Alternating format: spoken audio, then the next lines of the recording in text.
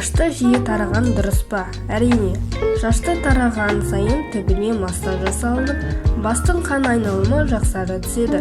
Соның арқасында шаш қалыпты өсіп түседі де жақсарады. Шашты тараған сайын ондағы әсемдеуші химиялық заттардың қалдықтары түседі. Негізгі тарақ табиғи қылшықтысынан таңдаған абзал. Бас масса қатты түсті тарақ бас терісін зақымдауы мүмкін. Тарақ таңдауда да мұқият болыңыз. Кескен шаш қалыңда түсеме. Қателеспеңіз. Шаш ұшының қиылғаны түбіне ешқашан әсер етпейді. Шашты қалыңдату, беріктендіру үшін әрдайым түбіне күтім жасауға қалыптасыңыз. Дұрысы, шаштың ұзын 4-6 аптада бір рет қиып жаңартып отыру, оның өзі көзге қалың әрі ұқыпты болып көрінуі үшін жасайды.